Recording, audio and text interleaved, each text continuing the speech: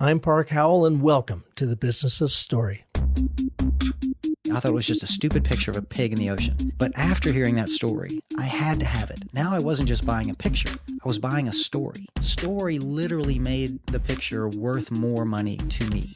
That's what businesses are about. People buy brands. People buy stories much more than anything else. I work with a lot of big enterprise companies, but let's just say I always tell folks, drop the PowerPoint, close your laptops, start with your story. If you want people to get engaged and you want people to act, you have to tell them an emotionally powerful story. That's with great characters, it's with uncertain outcomes, and it's with high stakes and drama. All business strategy is a story.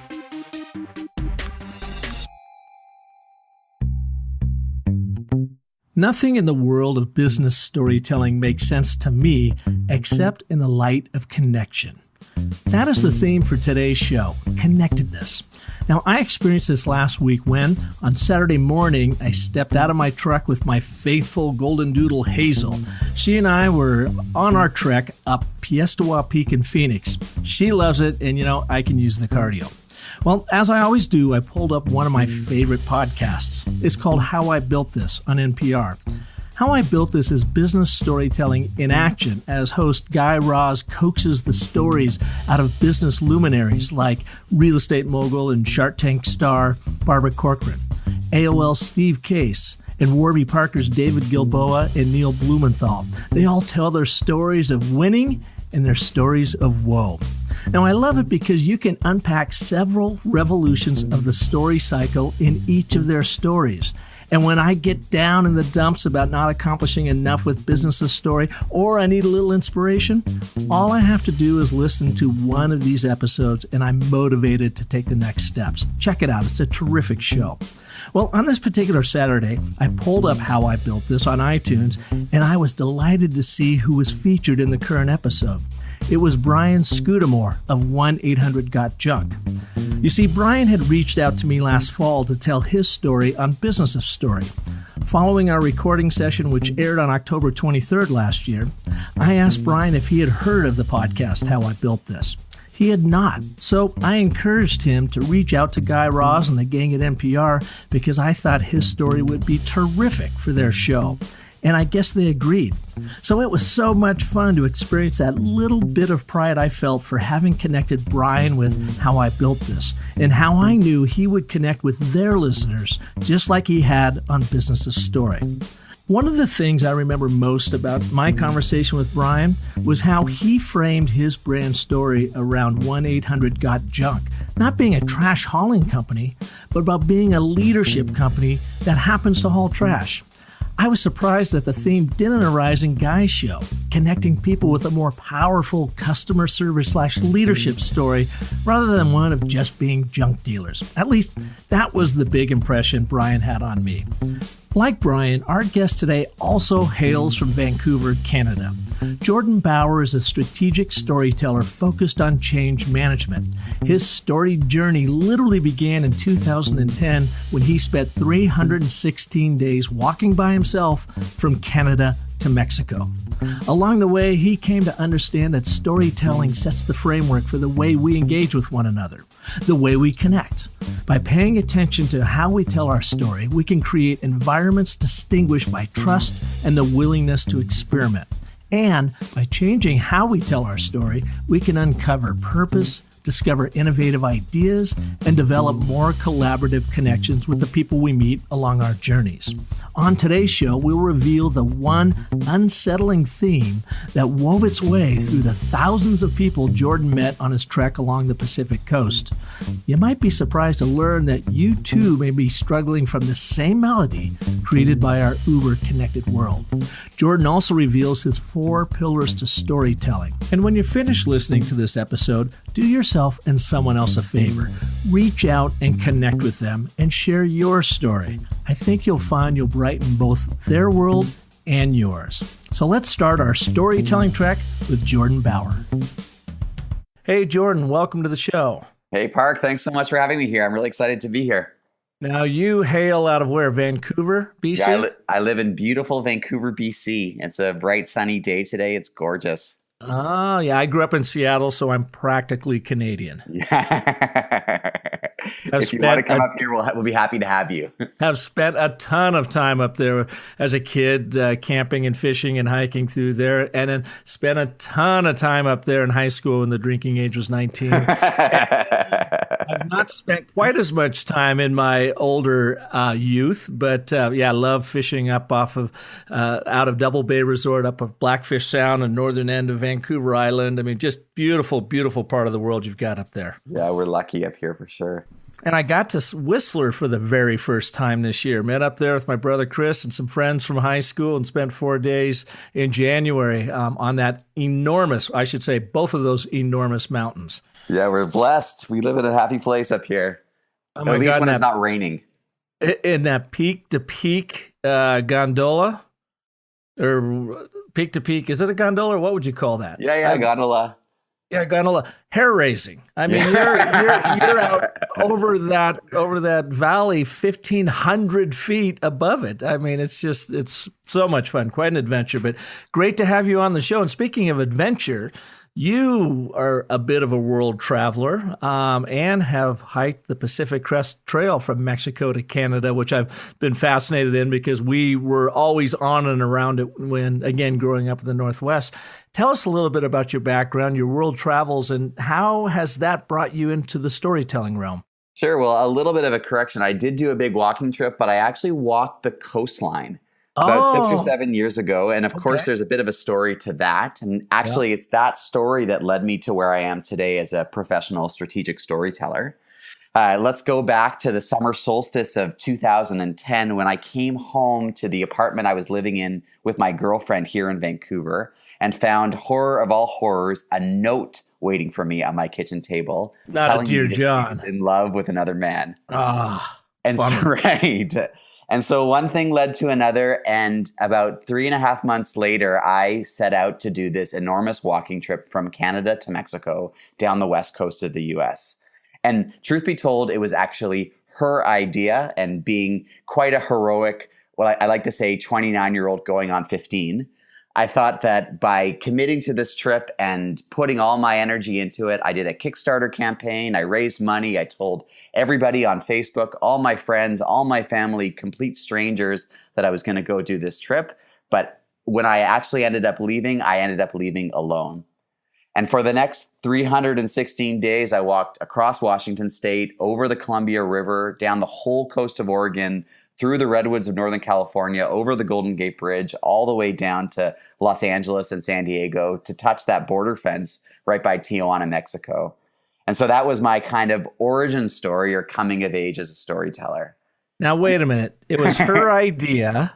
You get all set up, ready to go, your grand hero's journey. She gives you the Dear John letter in summer, and you still say, all right, well, I'm gonna go ahead and walk this anyway. I told you, 29 going on 15. Well, more power to you. And I would imagine it was fairly, cathartic. And were you sending her postcards every step of the way saying, hey, where are you? Well, the real blessing was that being out there in the world on my own, and we're talking literally, I had a backpack, tent, sleeping bag, cook stove, all this brand new. I walked in to an outdoor shop in Vancouver maybe a week before I left and bought everything brand new. I called it the Hobo Starter Package. Mm-hmm. And I was out in the world, and whereas, you hear the story of Cheryl Strayed who walked the Pacific Crest Trail in wild, and other people who do these Appalachian Trail style wilderness hikes. When you hike through the forest, it's you and some other hikers and maybe a bear if you're lucky or unlucky. But I walked the coastline, which meant I was walking through towns and cities and meeting people who were out for the day on some beach in Oregon. And suddenly here I am with 3 months growth in my beard, walking through the world and carrying with me literally my story. And so what ended up happening over the course of this trip is I met literally thousands of people. I like to estimate somewhere between 5,000 and 7,000 people I met along the way. Because as you can imagine, when you walk through someone's life, you see this guy walking on the street with a big backpack and big bright eyes, and he smiles at you and you feel comfortable, so you smile back and you say, where are you going? And I'd say, well, I'm walking to Mexico. And the other person would say, come on in, sit down. Let's have some tea, drink a beer. Tell me where you've been. And so I found myself very deeply immersed in story, not just my own story, but the stories of the thousands of people that I met along the way. And so by the time I had got 3/4 or almost to the Mexican border, I had really had this incredible opportunity to see life through so many different perspectives. And now, granted, the West Coast of the US isn't necessarily the most diverse perspective on America. But even as I walked down the coast, I met so many different types of people who believe so many different things. And as I was talking with them and connecting with them, I started to find this common thread of story that ran a little bit deeper than just the things that they said. And so now in the work that I do out in the world, a lot of what I do is tap back to those lessons I learned on that trip, that stories aren't just the things that we use to understand the world. Stories are very literally our lives in the world. And I think that businesses have this great opportunity to take that insight and wrap it into the way that they not just market and sell, but also the way that they strategize and lead. So how long were you on the trail? 316 days. 316 days. And you spoke with thousands of people, and you found a common thread or two. What were those? Well, stories are deep, right? The way that we understand the world, and especially our longing for community. I walked at this time it was 2010, so we were just on the cusp of the Instagram revolution. Mm-hmm. And it was really interesting to see all these people who were all struggling in their own way with this sense of alienation. And I think now it's really easy to look out and, if you're in a city, you see everyone's got their phone up. That's just the normal behavior of what it means to live in 2017. But for me, spending all of this time in the forest and suddenly emerging into city life and seeing people who are very wrapped up in this world that wasn't tangible in the way that, the forest or the waves or the sand were tangible for me, mm-hmm. I found that really shocking. And as I spoke to all these people, I found that people were really wrestling with this problem of loneliness and alienation. Yeah, so the more we're connected, the more we're actually disconnected, is what you're saying, by being online versus going, mano a mano with people and actually sitting down in their living rooms with complete strangers, having tea, and actually connecting. Yeah, and I would say that word connect, it's actually become a shadow of itself. Because we can be connected to the internet, but we can be connected to each other on social media, but that doesn't actually represent what a true human connection can actually be like. Mm-hmm. And so it's like we've replaced the candlelight flickering in the distance for that bright, beautiful sun that comes with connection, friendship, love, intimacy, all of these things that really drive us as human beings. And you found this across the board, regardless of age of people. I mean, you just heard this over and over again, this sense of alienation, maybe, and loneliness because of how our world has changed so much in literally the past 10 years. Yeah, I think so. And I would say, too, that one thing that I observed is you think about what life was like 20 or 30 or 40 years ago. There used to be these community structures like churches or community organizations that really underpinned a sense of belonging for most people. And suddenly, for better or for worse, those organizations have been disrupted. And as we're actively, as businesses out in the world trying to reconstruct these new organizations, which is great, we forget that in general, human beings are really bad at navigating change. And so when you look out at the world and you see all this crisis that's happening, what I started to realize is that this crisis was a reflection of this inner state of insecurity that most people in the world are experiencing. And so it's like I learned how to take people's complaints with a grain of salt. The problem was never, this political issue or this partner or this job problem. There was always something a little bit deeper that they didn't quite have the words to articulate. But when we did find a way to articulate it, it always found a way to resonate.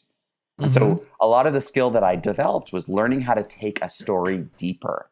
A story isn't just the content that we communicate, but it's also that connection that comes through the process of storytelling. So were you in storytelling, communications, whatever, before your big trek in 2010? Well, I had the good fortune to travel a lot in my 20s. And being out in the world, I started to see how changing my story about myself would change the way that people around me, whether I was traveling in Asia or in Europe, people around me would relate to me differently depending on the story I started to tell. And so as I went through this walking trip, I began to drop deeper and deeper into the mythological ideas around storytelling and the maturity ideas. Like you said, this was a hero's journey or a coming of age trip for me. And I really got curious about, what does it mean to come of age? What does it mean to be an adult? A lot of these ideas, I mean, as you can imagine, walking on your own for endless hours beside the ocean, I had a lot of time to think about stuff. Mm-hmm. But this was the most powerful and most impactful lesson for me to learn. Because at the beginning, I was going through that kind of heartbreak and humiliation of saying, oh my God, what did I do wrong? What could I have done differently? But eventually I started asking myself, well, how did I get myself into this situation in the first place? And that's a really scary question to ask as a human being, because that digs deep into culture, into family, into the choices that we make. I really needed to consider myself and my own story as deeply as I was considering other people's stories. And were you disconnected or had a little connection when you were on the trail from the internet? I was in that in-between phase, like I said. So I did take a phone, but I took a phone specifically without a data plan.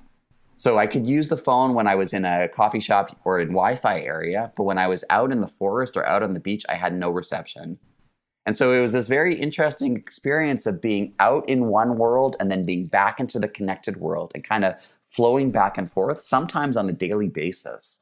So it was like I was there, but not there at the same time. Mm-hmm. You know, and I was thinking that you were on the trail from Mexico up to Canada, the Pacific Crest Trail. We, as I mentioned, spent some time on it before. And a few years ago, we were with some friends up in Stehekin, which is this beautiful little mountain town on the very eastern end, or no, I guess it's western end of Lake Chelan in eastern Washington. And the only way to get there is either by hiking, boating, or seaplane. When you get there, it's great. It's a little Forest Service town, beautiful. The Stehekin River, icy cold, comes out of the glacier up there. I've terrific fishing, camping, but you can also get to the Pacific Crest Trail. And we didn't get all the way up there. The last time we were there, we were up there with some friends from Phoenix. We were sitting down, having a beer. We had gone up to the falls and back again, and we were just about ready to make our way back down lake in a boat. And this hiker came in, and he was pretty worn out. You know, great shape. It was towards the end of the season. We were in September. It was his last push. He had left Mexico several months. I think in May, he said, and he was making his way up to Canada, the last push before it got real cold and the inclement weather hit. And I asked him that same question too. I said, have you been online since you've been on the trail for the last several months? And he said, no, not really. An occasional glimpse here and there. And I asked him, did he ever miss it? He said he missed it for like the first 3 or 4 days, and then he didn't even think about it. And I asked him what his greatest experience was from not being connected. He said, I realized the insignificance of myself in this world, that while I was lost on this wonderful trail in life, that the rest of the world kept going on without me. And well, it was said. Okay. And I didn't have to be checking every 5 minutes to see what in the world was going on, because he was just there at the time, the moment, the place. Had very, I would imagine, very tactile relationship you now have with time and space and those things right around you. Did you experience that same sort of thing? Yeah, I think that's really well said by that guy. And just to be clear too, of course, like we live in this world where we need to be connected. We function through these devices. It's not to say that we need to give it up or that we should give it up. I learned enough from being on this trip that I'm not holier than thou. I have a device. I need it. I run my business through it. But it is important to say and to understand that as a human being connected to this device, we are different types of human beings than a human being who isn't connected to these devices. And I think as business people, that's the important insight, is to start asking questions about who are we as connected humans. There's a woman, I think a Swedish woman, who's written a book that's called Homo Digitalis. Homo Digitalis as compared to Homo sapiens. And what we know without actually maybe articulating is that we have a different experience of the world than ever before. We have this window into not just how our family is doing across the country, but into every political, environmental event anywhere in the world. And having that kind of, remember what Spider-Man's Uncle Ben said, with that great power comes great responsibility. In the same way, we have this ability to touch and, importantly, to feel things all over the world that we never could have felt before. And so I think the value with taking this time to get out of life and is to, in a certain sense, I calibrated my feelings. I was able to figure out, okay, what does that feel like to be on my own? And by calibrating my feelings, it makes it easier to come back in relationship with other people and understand, okay, what are you feeling, and how does that reflect? How does that compare to that base zero, if that makes sense? That experience of being in the forest and being quiet and being on my own. And I now know what it's like to be in that space, and it for some reason that makes everything else in my life easier to understand, and ultimately a source of passion for me in the work that I do. And what do you think is the primary difference between the very connected person and the unconnected person? I think the very connected person is operating at 10 times the speed as the less connected person. Because these devices in our pockets, they're basically dopamine pumps. I wake up in the morning and I have the opportunity to choose any emotional experience. You know, if I want to get a little hit of adrenaline, I go and check out the sports scores to see what happened in the NBA games last night. And if I want to get a little hit of oxytocin, I go to Facebook and I see what my closest friends have posted. I think we all have learned to do this implicitly. We might not think about what we're doing, but we all know that that's the reason why we do this thing. And for all the benefits that come with being connected, it is definitely a life at a higher thought speed than it is when you're out in the forest and walking and more attuned to the sound of the birds or the trees or the creek, or that quiet that comes with being in that space. And again, it's not better, but it is definitely faster. And the downside with these faster decisions is that we make them more impulsively. So we're more likely to react as opposed to taking the time to really sit and think and make a well thought out and wiser decision. I think what we're seeing in the world is that we're making faster, less thoughtful, and less wise decisions as a result of these devices. That makes sense. Now, how do you use those insights that you gained on this trip in your current work in business storytelling? And how do you help leaders and communicators find the balance in that, always on 24/7 world and the turn it off, you just own the now experience world? I would say that there's two main insights that I got out of this trip that I'm now applying to my professional work. The first is that when I am in front of a group, or when you as a business person are in front of a group, it's important to remember that underlying whatever business objective you're trying to communicate, these are people who in general feel lonely and alienated. I think that's probably true for everybody, not just in the US, but everybody in the world feels lonely and alienated as a result of this incredible change that's being propagated by technology. And again, that's not to complain, and it's not to say that there's anything wrong. It is not even to say that the future that we're moving towards is going to be worse than the past that we had. But it is a reason for empathy. And it is maybe a reason to take things a little bit slower and a little bit more what I call high touch or softer than we might have done 10 or 15 years ago.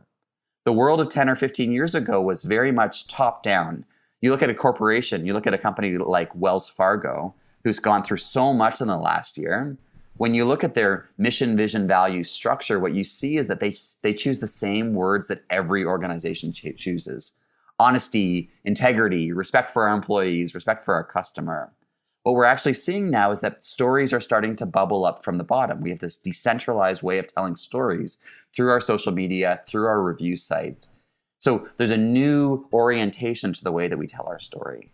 So I think the first thing that I understand and teach is really creating a space where everybody can feel participant in the story. Everybody can feel like they have an opportunity to speak and be heard. And that ties into the second piece, which is that because everyone is feeling so alienated, everyone's story is so different than your neighbor or your husband or your wife or your children. Each of us are living these vastly different stories because of the content and the connections that because of the content and connections that we're creating through the internet. And so there's this real driving need for people to tell their story. People are really craving this opportunity to speak and to be heard. So I think from a business perspective, what we need to figure out is how do we allow those two processes to become part of our broader business goals? Yeah. Those processes. Look I'm talking like a Canadian. I told you I was practically. I'm an American. These processes. Processes of, number one, having this empathy and appreciation for your audiences. That even though we're connected, we have this alienation, this loneliness. So really understanding that and appreciating it. And then number two is helping them, I guess, find their stories and tell their stories so that they can connect and grow culture. Stories drive behavior, which drives culture, which drives performance. And so when you were out there working with these brands and these organizations, is it kind of bringing those two worlds together? Is first teaching you have to have empathy for your audience and where they are, this loneliness and alienation. And then number two, encouraging them to bring their stories to light, but bring it to light in a story form, in a story fashion, so they're just not going on and, which doesn't make for a great story. Well, that's true, but I would say that the one thing that I find that people get wrong about my work most often is most people think that the story is the content. And of course, like you're saying, the structure is important, the narrative arc is important, all these basics of storytelling that are becoming more well-known and widespread, that piece is really important. But that's only one of the pillars of storytelling. One of the other pillars is connection. And so in a certain sense, you and I, as we're having this conversation, we're telling our stories to each other in real time. And not just what we're saying, but also in our tone of voice, in our approach, in our relative body language, in our listening or not listening. All of that is a story. A great example of this is you look at that recent Pepsi ad that came out with Kendall Jenner, which has created so much buzz. They must have lost tens of millions of dollars on it when you think about the cost of the ad, the cost of the media buy, et cetera, et cetera. That was storytelling by numbers. They went through and they said, okay, what do millennials like? And they added all of those things into the story. Now, granted, it wasn't a particularly well-told story, but what was really missing was that sense of authenticity or connection. And that's what Twitter and the rest of the world responded to. They looked at this and they said, what are you thinking? And suddenly the story became the lack of connection in the story. Almost nobody's talking about the structure of the story. Everybody's talking about the tastelessness of the story. Yeah. And so it's totally tone deaf. Yeah, the tone deafness of the story. And so what's important for business people to remember is that when you're telling a story, what you're saying isn't nearly as important as how you're saying it and the approach or the energy that you're bringing to that communication. So practically, one thing that I do when I work with clients is rather than going through the traditional creative process where I listen to a client, I get a brief of what the problem is, I go away and I come back with a story which I pitch, I do a facilitated workshop where together everyone in the company tries to collectively articulate our story. And in the process of articulating our story from 10 or 15 or 20 different perspectives, you get this much richer story and much more engaged story. Because your story isn't just the content, your story is now the collaborative process to getting to the story. I think that was the biggest aha from this walking trip, is that a story is about a process. It's not about the outcome. And so by playing for process, you create much more authenticity and much more connection. That's interesting. I would love to dive a little bit more into your process and how you go about this, the pillars of story, so that we can understand how we can start using them in our own lives. And let's cover that right after these messages. Given today's theme of connection, who better than Heineken with its worlds apart ad about bringing people together as being our story marketer of the week? The 4.5-minute video, created by Publicis London, documents an experiment that connects strangers whose views are polar opposites. The climate change denier meets face-to-face with the environmental doomsdayer. Issues around feminism and transgender are also explored. But before each person's position is revealed to the other, they are put through a series of activities and conversations where they find common ground. The social experiment culminates with each participant sharing their view on the polarizing subject at hand, with the conversation continuing over, you guessed it, a Heineken. The spot ends with a call to action of open your mind, open your world, and of course, open our beer. It's a poignant campaign that captures big themes and demonstrates the small ways we can all connect to understand the issues and empathize with each other's stories. And for that, Heineken earns our Story Marketer of the Week. If you've not seen their Worlds Apart commercial, visit us at businessofstory.com and we will have it in the show notes for this episode.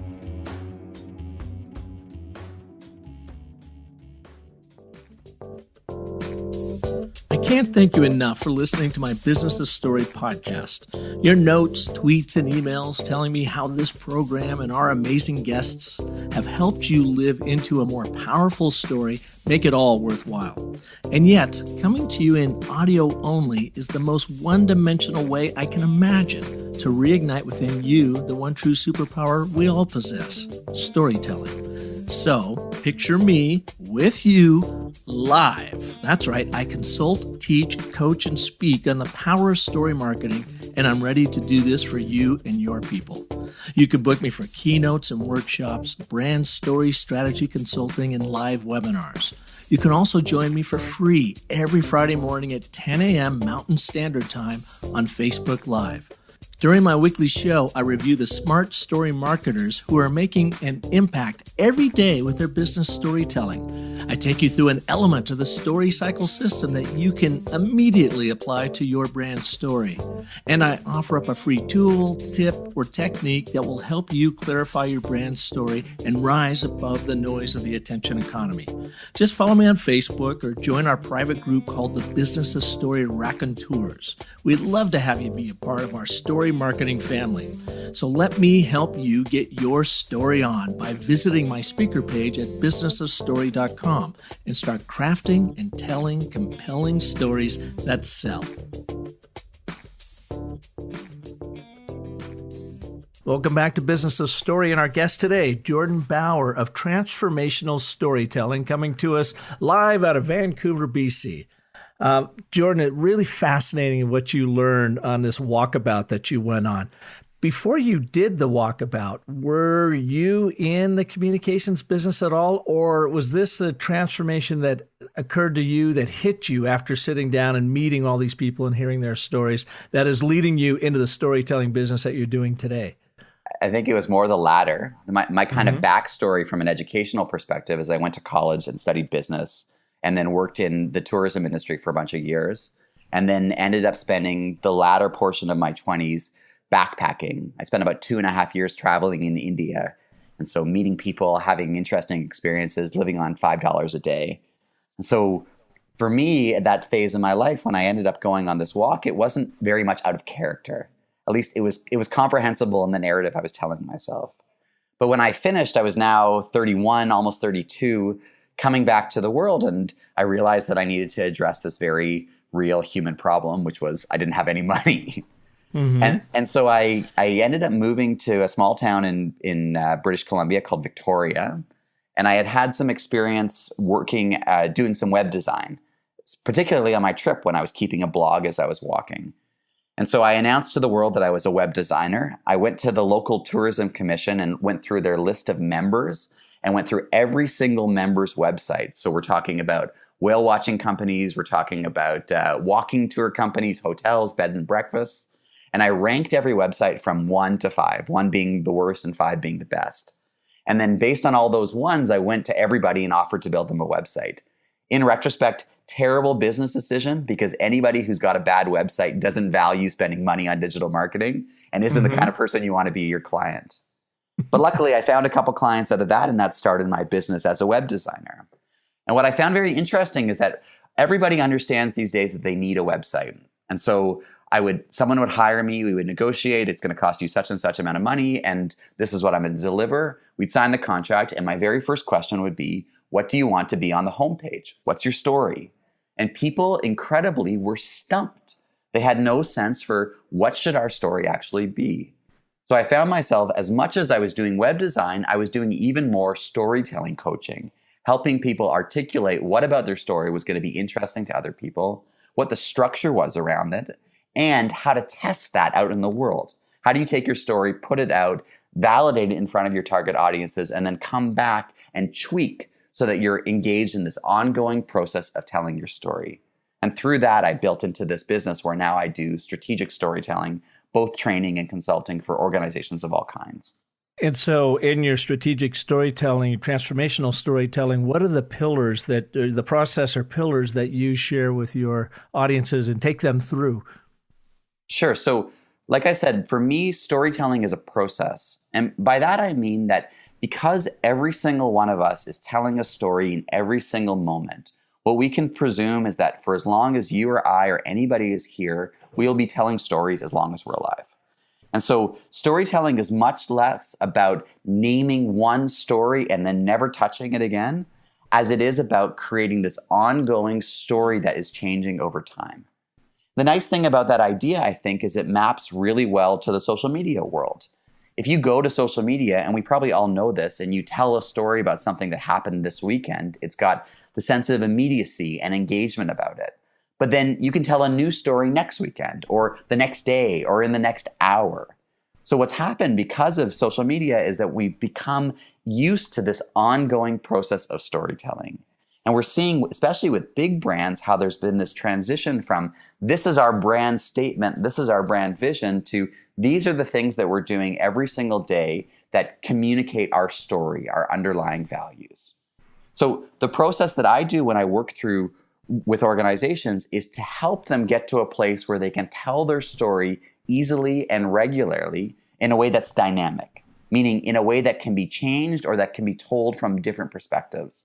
So for example, in a sales team, as opposed to just telling one cohesive story, each salesperson is going to tell the story slightly differently in a way that works best for him or her. But through all of those people's story, they're telling the same style of story, and that's going to connect to various sales prospects. Mm-hmm. So for me, sorry. Oh, I was going to say, you had talked about in your web design work that you would help them craft their stories and push it out and test it. What do you look for? How do you go about testing this story to make sure that it's resonating and converting folks? Sure. So this is an idea that I got from Google. There's a guy at Google Ventures who wrote a book called Sprint. And the book Sprint is all about something called a design sprint, which is a 5-day process. And in 5 days, the goal is to address and try to solve some major business problem. And the point in trying to do it in 5 days is to fail quickly. Meaning you go out, you try something, you get feedback from your users, and you know in doing it that you're doing the wrong thing. But it's that feedback that's most important. It's what the users are going to say that is going to help you eventually find the right approach.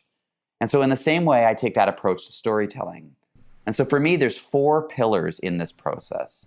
The first pillar is an analysis. It's what's our story right now? What's the story that we're trying to tell? And what's the gap? Where would we like to be? And where would we like to be if we had a better story? And what's missing that's preventing us from getting there? So analysis is the first phase. In the second phase, we go through this process that I call creating storytelling source material. And so the idea here is if you're a writer and you're trying to write a book, you don't sit down one day and kind of stretch out your hands and say, chapter 1, once upon a time, and start writing from front to back. What you do is you write and you write and you write and you create this big, bulging first draft. And as you're reviewing that first draft, you start to say, this piece is interesting. This anecdote is interesting. This character is interesting. I think you need to go through this big creative process to create all of this source material, anecdotes, characters, the history of our business, the history of individual people coming to our business, etc. Once you've created all this storytelling source material, you move into this third phase, which I call creating a prototype. So that's where we go and we create one piece that we can test with an audience. So that piece might be a brochure, or it might be a website, or it might be a graphic identity, or just something that is easy to create, not particularly expensive, but something you can put in front of 3 or 4 or 5 or 10 members of your audience and say, hey, we're trying this new story. What do you think about this? And based on their feedback, you can then tweak and then integrate. And what I find is that when you start to shift your story, you see new horizons or new opportunities that flow out of it.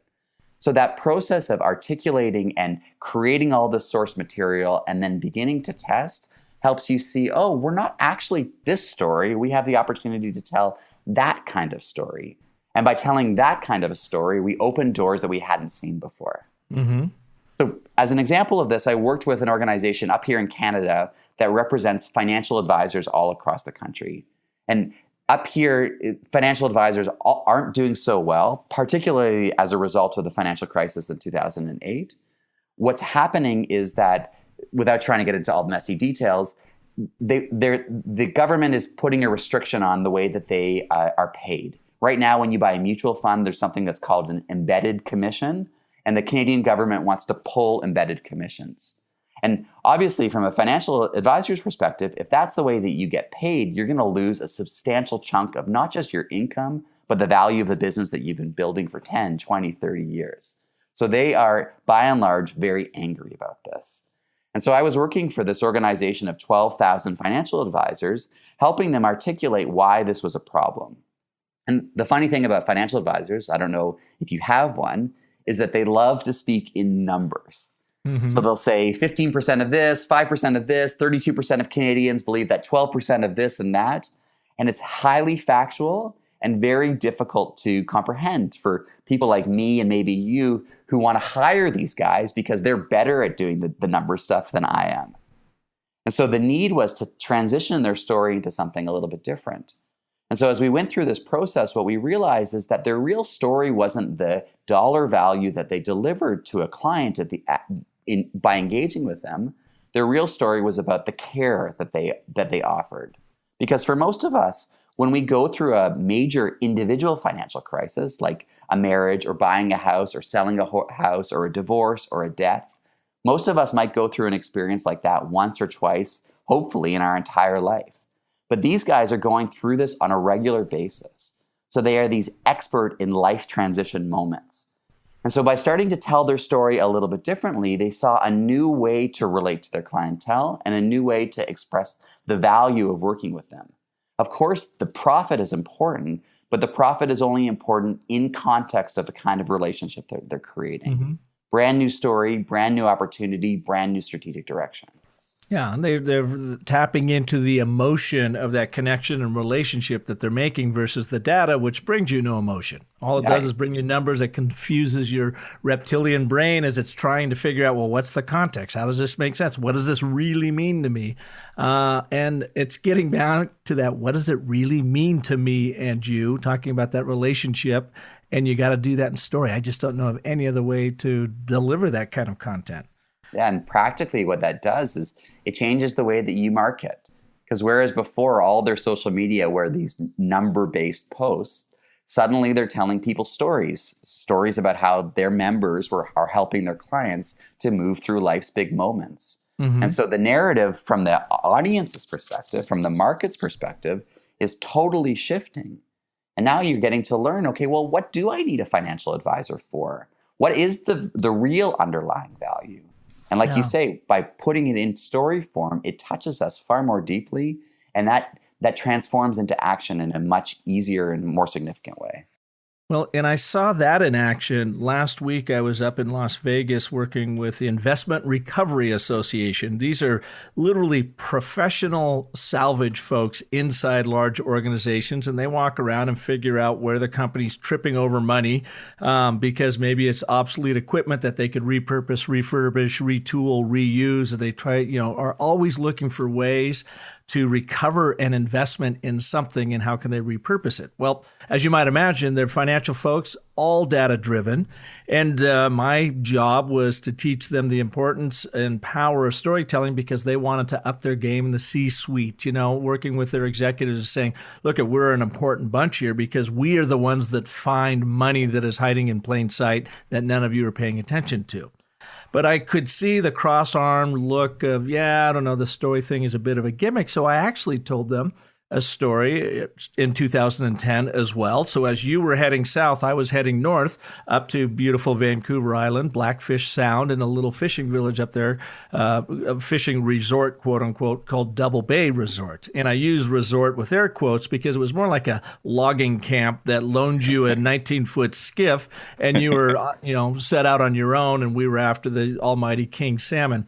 Justin ran the place, and long story short, we go down and we fish at this place called The Wall, 300-foot granite outcropping that comes up, juts out of the water. The water's boiling below it, toiling around as the tide is sucking out to the Pacific in the evening. And the kings just loved this place.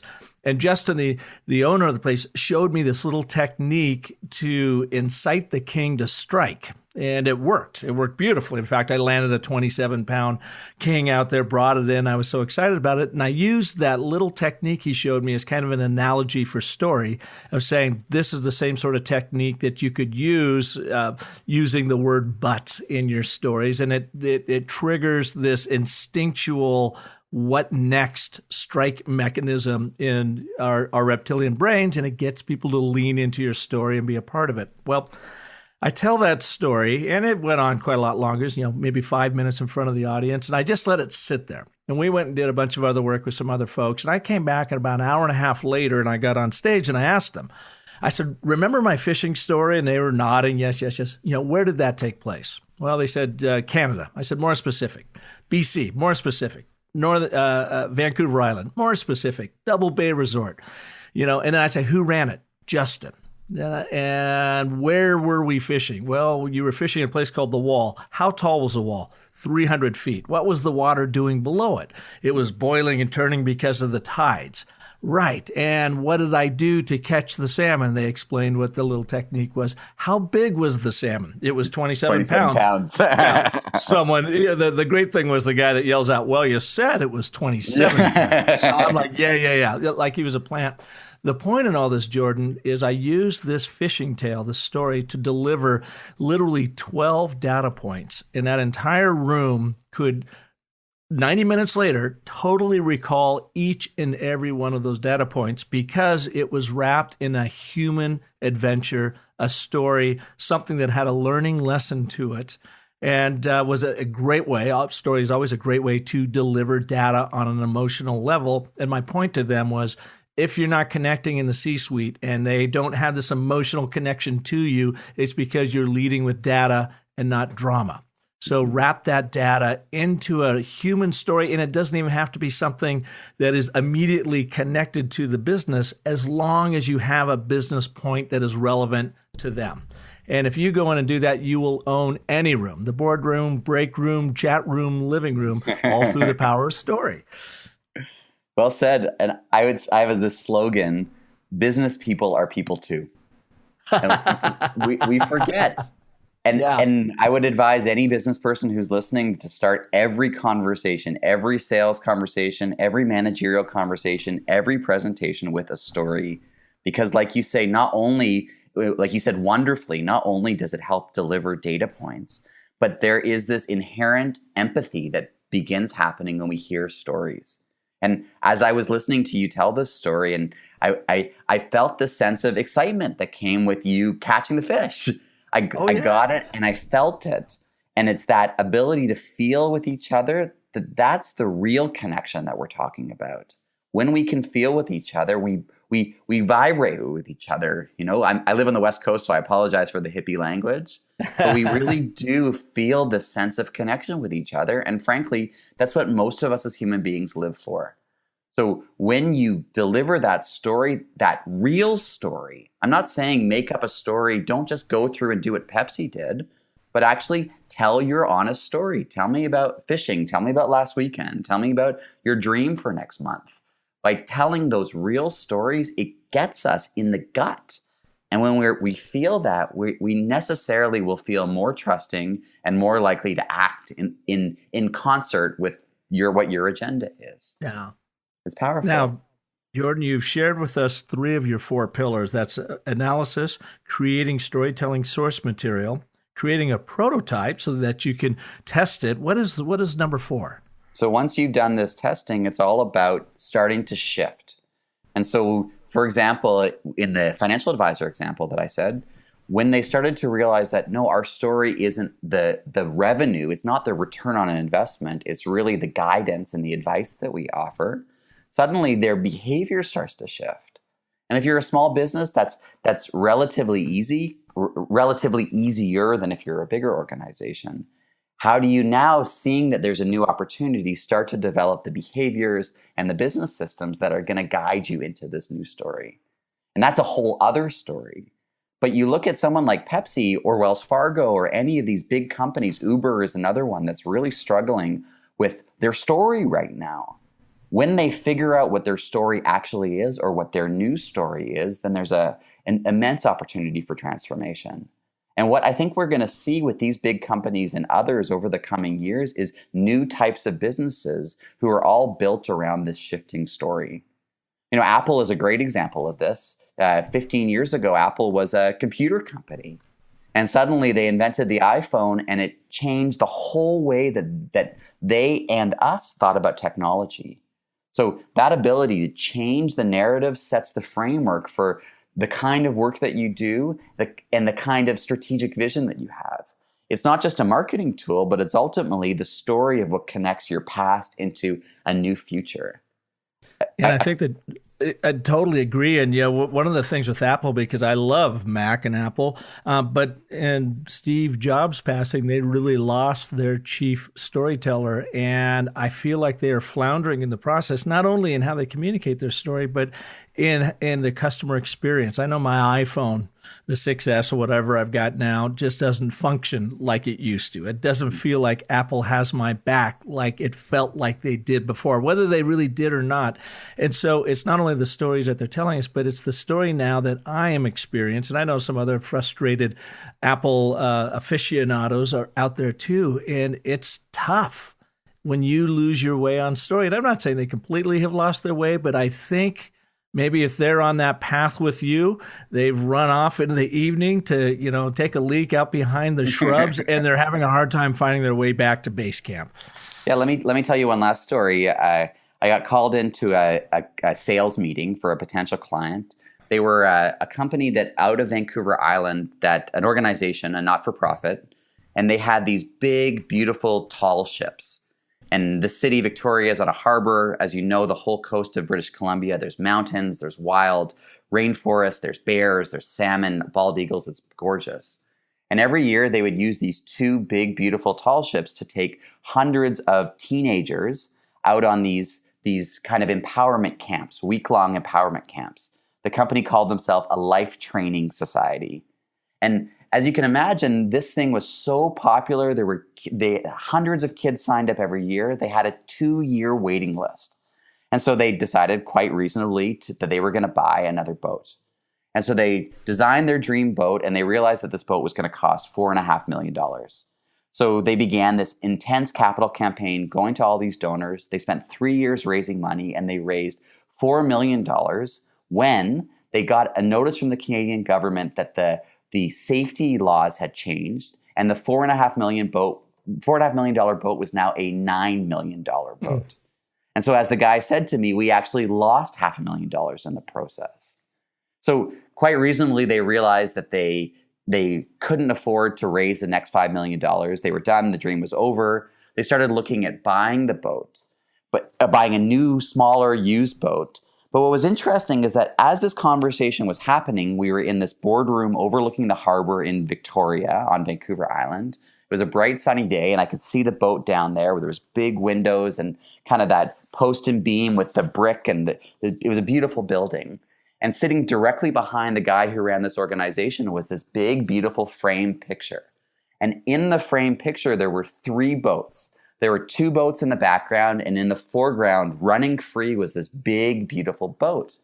And I stopped him and I asked him, what's in that picture? And he said, well, that's the picture of our dream. That was the boat that we were designing that we're not going to be able to buy. And it's important to know that this was 6 months later after they had realized they wouldn't be able to afford the boat. So I said, I don't mean to be rude, but it reminds me that you're like a couple that has been trying to get pregnant for a very long time and has just realized that you're not going to be able to get pregnant. And so now it's like you're adopting, but the dream is still here and it's sitting behind your boardroom table. And what I realized that they need to do is they need to grieve. They need to take this vision. They need to say goodbye to it. They need to mourn the vision so that they can make space for a new vision that includes a different boat or a different direction. But you can't just jump from one to the next. You need to go through this process of mourning or grieving so that you can create space in your life for something a little bit new. And I'll just say, too, to add to this story, 6 years ago, what I was doing on this trip was I was grieving. I was grieving the loss of my partner and also grieving the future that I had envisioned that was no longer going to come to pass. It's a very familiar process for most of us who have been through a breakup. And for me, what I really realized I had to learn was forgiveness. I had to forgive myself for the mistakes that I had made, and I had to do it deeply so that I could move into a new phase in my life. And the kind of happy ending to the story is now I have a new girlfriend, we live together, things are great, and I'm in a much better and more powerful place than I was 6 or 7 years ago. So whether it's in a personal life or in a professional life, there's this real importance of diving deep and letting yourself grieve, mourn, and forgive so that you can take a new trajectory. And ultimately, I think a business like Pepsi is going to have to go through that process, whether they like it or not. Yeah, it's getting rid of the old, putting it behind you, and as you said, creating that clearing for something new to live into a new, more powerful story, what it ultimately comes down to. Mm-hmm. Yeah. Well, Jourdan, thank you so much. How and where can people go to learn more about what you do around transformational storytelling? So my website is jourdanbauer.com, and that's JORDANBOWER.com. And I do training, so half-day and full-day trainings on storytelling for sales pitches, storytelling for leaders, and a bunch of other targeted storytelling trainings where you go in and learn how you can take one communications piece and make it more impactful by structuring it as a story. And then I also do a broader and deeper communications process, which is about story as a mechanism of transformation. And there's plenty of information about that on my website. Once again, jourdanbauer.com. Oh, Jourdan, thank you so much for being here. I really enjoyed going on your trek and everything that you learned about in your trip down from Seattle down to Mexico City. And a lot of amazing people along the way. So thanks for sharing that with us. I really appreciate it. And I've got a challenge for the rest of you out there, listener-wise. If you dare to actually work your brand story live here on Business of Story, I would love to have you. So what I want you to do is send me an email at park@businessofstory.com. Let me know what is your greatest brand story challenge. It could be everything from you're growing rapidly and you're bringing in a lot of new employees and you don't have your story straight, so you can't get them all pulling in the same direction. Or maybe you've got competition that is noticing the effect and the success you're having in the market, and so you need a story to help differentiate yourself from the competition. Or another one I hear is the one that embarrasses most CEOs, and that is they tell me, Park, I had my banker in last week or my investor in last week, and they say, Bob, you're doing great things. What is the story? And they look at him and say, I don't know. I don't know what my story is. I think a lot of the same things that you heard from Jourdan. Well, what I like to do is help you get your brand story straight. So shoot me a note. Let me know where it's hurting and how you want to get it fixed. I'm going to select up to 3 participants, send you my DIY workbook. I'm going to ask you to fill that out, send it back to me so I have some insight into who you are and what the brand is about. And then we're going to jump on a phone and record you live. And within the following 60 minutes, we're going to literally work out the 4 primary pillars of your brand story. What is your market position? What is the promise, the personality, and the purpose that drives your brand and that your employees and your customers can live into and prosper from. So if you're game, if you want to give that a go, shoot me a note at park@businessofstory.com. And if you want some more storytelling resources, just visit me over at businessofstory.com. Got a ton of tools, lots of blog posts, and now 90-some podcasts with story artists like Jourdan that I bring to you to help you craft and tell compelling brand stories that sell. So thanks for listening in. Thanks again, Jourdan, for being along for today's ride. And until next week, have a wonderful life.